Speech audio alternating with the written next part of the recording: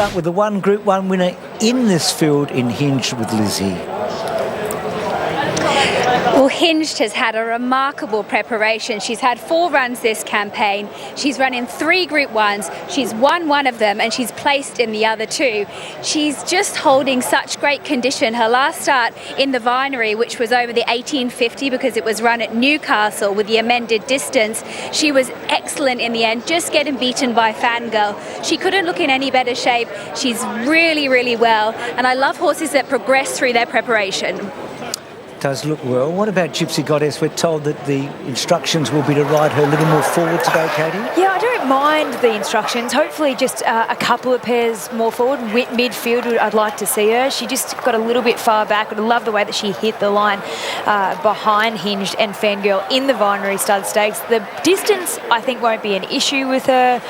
William Pike having to have that ride in the Vinery, I think he'll know the filly a lot better, and she certainly looks forward enough. Here's Biscayne Bay, has the blinkers back on today, Bruce. And she ran 3rd in the VRC Oaks, and she's 2nd up. I think she can run a bit of a race. And Kieran Moe and David used to say, like to think outside the square. So her last start was at 1600.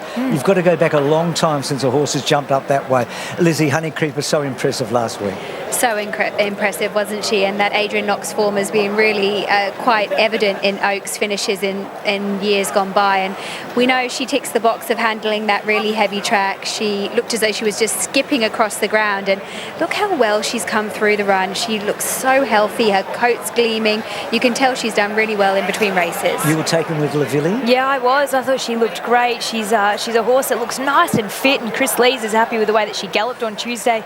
Said she had really good recovery. The distance won't be an issue, and horses like Bonneville and Sophia Rosa have come out of the New Zealand Oaks. So here's our patroness out of the filly by Seamus Award. She ran 8th in the Alistair Clark Stakes last start, Lizzie. She did, and she's another one who's turning up here looking in great order. This is the first time I've laid eyes on her. She's very healthy in condition, nice and fit and forward, which is also very beneficial. 7 Hope in Your Heart looks as though she's also turned out nicely. She ran last start in the Vinery Stud Stakes over the 1850. So John Sargent's got a couple of fillies in the race. Robbie Dolan to ride here. We're going to see him in another area, aren't we, with the Voice coming up shortly. But look, she's the outsider of the 2. And John Sargent does have a big chance, I think, Lizzie, with Pink Ivory. He does, and she did a great job in the Vinery, didn't she? She was ridden by Rory Hutchins, who has ridden her a few times. Now James McDonald jumps aboard, and I think that she had the flashing light on her. She was one who would have loved that 2,000 metres of the Vinery. She actually would have really liked it if it was on an even heavier track, because she loves the heavy conditions. The one also that had a flashing light on her was Charity Spirit. She looked in great shape. She finished 2nd. I thought it was a really good performance when she ran in the Adrian Knox, and she's one that can definitely give Alicia Collett her Group 1 winner here. That would be terrific, wouldn't it? Gary Portelli having such an autumn. So we get to some long price ones. Our Secret Glamour was well fancied last start. She probably didn't do enough in that Adrian Knox, but it was 52 days between runs for her. I think she'll benefit from having that run under her belt, and she's by Sebring, so she's bred to get through the conditions and to stay, and she's in a good stable. Here's Commando Drift.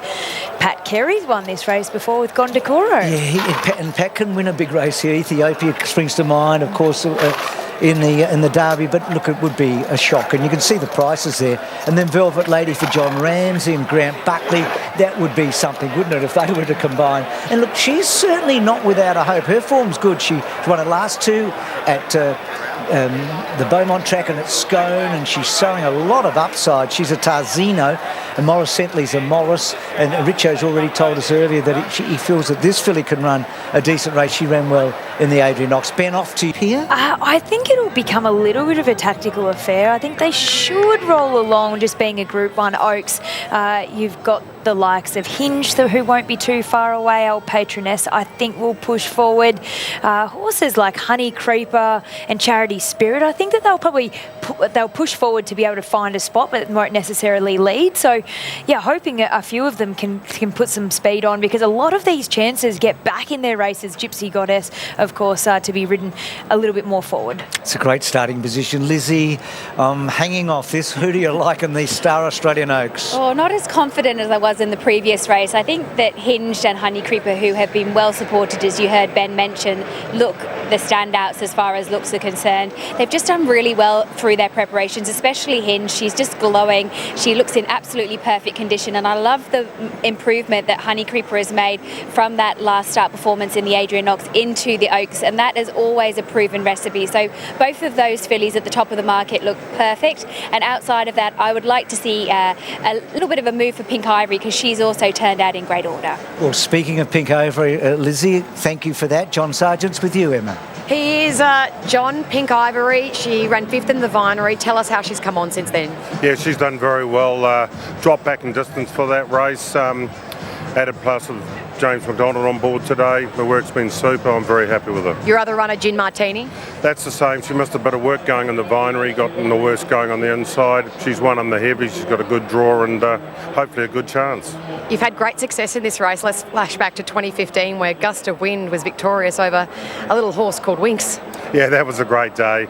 Great pickup ride for Thai England and fantastic ride, and it was great to win, and you wouldn't believe it, 35 races later, Winx was unbeaten, but that was a great thrill. You'll always have that over it. Yeah, you're dead right. It's a great trivia question. Good luck. Thank you. He's a gentleman, he's a wonderful trainer, and what a badge of honour to have that one, Caitlin. As we go to you, Dean. Dean, it's always an intriguing race. You've got, the Vinery, and you've got the Adrian Knox, which is becoming stronger than ever, I think, in recent times. Which way are you going here? Yeah, the Adrian Knox is really building that very similar to the Wakeful before the VRC, Oaks and Bruce. I'm going with the Vinery form though. I was really taking the Gypsy Goddess, what she did over the summer month, and I thought what she did in her run in the Vinery was terrific, and that race was brought back to 1850. She got way too far back. I hope they don't try and ride her too much closer than they did that day, but she's a genuine stayer, and I think given a chance to just wind up, she'll run very well. I agree with you. And as I go to you, Richo, I get worried, Richo, when horses that I think are better suited to be ridden back are asked to be ridden forward. We'll see how it plays out. Yeah, we certainly will, Bruce. Isn't this a fascinating race? And you've seen the influence of the New Zealanders, and not just the New Zealand horse, but the New Zealand trainers. Have a look at the last 9 years of this race. It's been won by New Zealanders. I'm calling Chris Waller a New Zealander. 8 of the last 9 years. Chris 4 times. Donna Logan, John Sargent, Stephen Marsh, Murray Baker. It's quite extraordinary, the influence of New Zealand racing on our staying ranks. I'm with a daughter of Morris at a massive price here to run a super race at around 70 to 1, trained by Chris Lees with Craig Williams in the saddle. And I think that the horse that she has to beat is Honey Creeper. Gee, I loved her performance last start, and James Cummings got the recipe right 2 years ago with Colette. I think he can do it again. Thanks, Richo. We go to you, Ben, from the tab. The hot horse for the Star Australian Oaks. I'm going with the best backed runner, which is Honey Creeper, still almost double that of Hinged, but the big push late has come for Gypsy Goddess. It's actually the second best backed runner in the race now and is equal second favourite, so there you go. Gee, interesting stuff, isn't it? So fascinating. Oaks, you've come back with us, Lizzie. They do come from so many different directions. Those two key races remain, the Vinery and the Adrian Knox, and then the backup, the quick backup for the Honey Creepers, etc. But any final thoughts? We know who you're sort of sticking with the class, aren't you, with him? Yeah, sticking with the class. They've just done so well in between runs as far as looks were concerned, but I can understand why there's been a lot of market support for Gypsy Goddess. She had that really big flashing light on her when she finished off in the Vinery, and it was, you have to remember, it was over the 1850, so I guess that gives you some more comfort to know that she looks as though she's going to get further, and maybe over the 2,000 metres she would have got closer to Fangirl and Hinged. Caitlin? Yeah, it's a deep race. So I actually struggled doing the form for it because I think a lot of these fillies can win. I suppose, can they get the distance, especially being on a heavy 10 track as well, is a big factor. How they're going to ride a lot of these fillies is interesting as well. I'm with Honey Creeper. I just loved her performance last start. She really pulled away from them, but not with any great confidence. Hinged certainly looked well in the yard, Lizzie, and Gypsy Goddess. If she gets the right run in transit, she looks really hard to beat as well. And the Kiwi, 𝘼𝙐𝙎𝙆 now with Chris Lees, she's a filly that you just know that's going to get the distance and probably relish the conditions. She took your eye, didn't she? Rich, I'll go back to you for a final thought. Great race. I think James Cummings with Honey Creeper. Biscayne Bay is fascinating. The 𝘼𝙐𝙎𝙍 team with the utilisation of all their data, checking their VO2 maxes, believing that this horse doesn't need another run. A mile straight to the 2,400 metres is an X factor in the race, and a big roughie at a huge price for Chris Lees. And, well, Cannoli, break George Moore's record. Huge crowd, Oaks Day, fantastic. The Star Australian Oaks is Darren Flindell. A mile and a half ahead of them. Stand by for a start. Commando Drift head bobbing there. Missed the kick a little bit as the gates open. And Velvet Lady is taken back towards the tail of the field. Jumping well, Gin Martini, and Gypsy Goddess away well. Gypsy Goddess, Gin Martini, and Hinged is poking through into a very forward roll. El Patroness will camp fourth the rails. Then came Commando Drift on the outside of Biscayne Bay. And Morris Sentley in the oranges plonked down on the fence. Further back to Charity Spirit, moving up three wide, and Advance It Youthful, and then came Secret Glamour on the rails. A length off to Pink Ivory, followed then by Lavilli and the White Cap. The well-fancied Honey Creeper is third last from Velvet Lady, and Hope in Your Heart is the last one.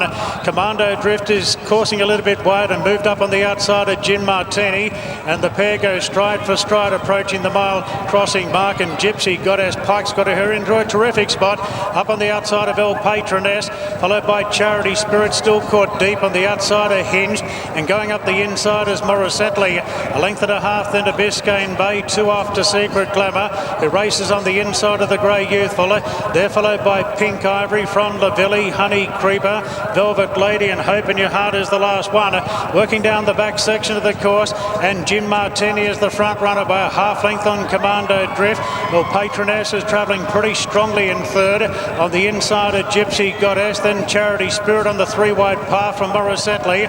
They're followed then by the favourite Hinged about midfield. Biscayne Bay next in the check cap, followed by Secret Glamour. Racing on the inside of Youthful, and Pink Ivory now three wide trying to improve as they start the run down the side of the course. Further back to Lavilli from Honey Creeper, and the last two Velvet Lady and Hope in Your Heart. 800 metres to run down the Oaks. It's Gin Martini and Commando Drift going stride for stride. El Patroness is looking for an inside run at this point, trying to improve.